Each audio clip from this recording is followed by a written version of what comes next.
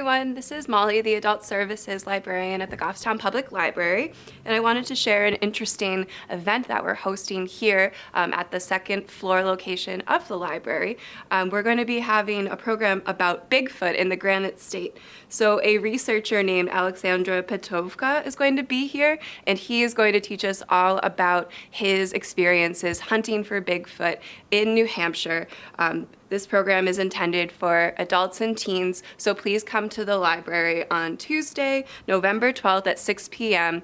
Anyone who's a believer of Bigfoot or a skeptic, come on down and feel free to ask your questions about different strange happenings in the woods of New Hampshire. I'd also like to invite everyone to a virtual program that the Goffstown Public Library is hosting on Monday, November 18th at 6:30 p.m. We're going to be having a talk brought to you by Making It Happen, the American Foundation for Suicide Prevention, to understand more about suicide. The title is called Talk Saves Lives. If you're interested in attending this virtual program, please email Caroline. You can find her email on our website. Otherwise, it's carolinek@goffstownlibrary.com. You'll need to email Caroline in order to get a link to register for the Zoom program. So you'll need to reach out to Caroline again if you're interested. You can email her at carolinek@goffstownlibrary.com in order to attend this virtual program on Zoom. At the library this month, I have a few different displays set up both in the fiction room and the nonfiction space. The themes this month will explore veterans' voices, family and intergenerational stories, as well as Native American heritage. So for my list of books that I'm excited to read this month but haven't gotten to try yet, one of the titles is The Radium Girls, The Dark Story of America's Shining Women.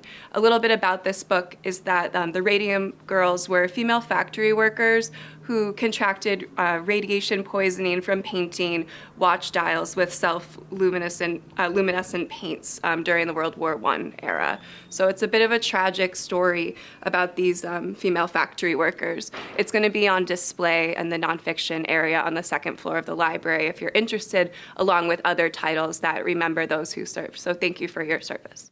Hey everyone, this is Stacey from the Goffstown Public Library, and I'm here with some teen cookbooks. Okay, we all know it's coming up in this month of November, and I will tell you, Thanksgiving is my favorite because I just love all the wonderful food, and I think it's time for teens to impress their friends and family by maybe making some recipes and bringing it around your family's dinner table. So this one right here, Cooking from Scratch for Teens.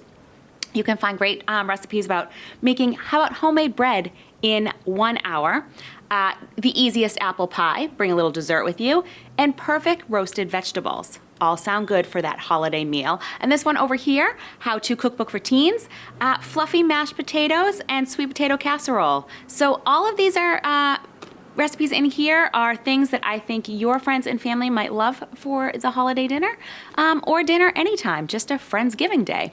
There will be a display on the second floor in the teen area of cookbooks so that you can come and pick out something that you would like to learn from. Hi, my name is Patti and I am Head of Youth Services at the Goffstown Public Library.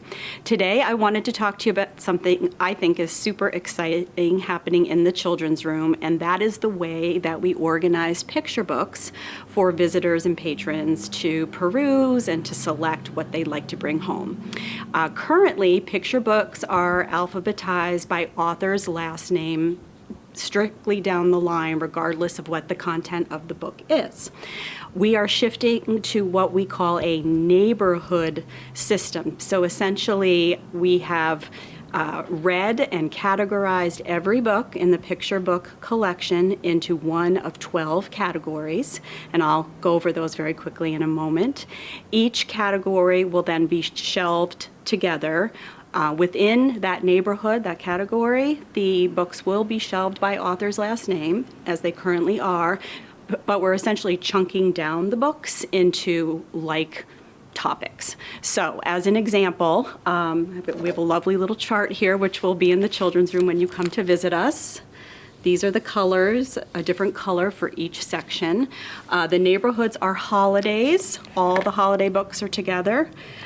Bedtime stories. If you're popping into the library and you just want to grab a quick bedtime story for your child, you're going to go into the orange bedtime section.